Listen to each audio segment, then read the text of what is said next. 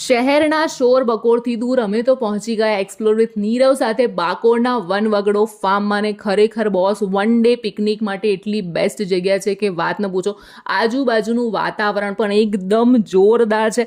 અહીંયા સરસ મજાનું સ્વિમિંગ પુલ અને સ્વાદિષ્ટ જમવાનું તો છે જ, પણ આ ઉપરાંત અહીંયા ઘણી બધી એડવેન્ચર એક્ટિવિટીઝ પણ છે. અને ઝીપલાઇનમાં તો ખરેખર બહુ જ મજા આવશે. અને આર્ચરીને જોઈને તો ભલભલા ગાંડા થવાના એ નક્કી જ છે.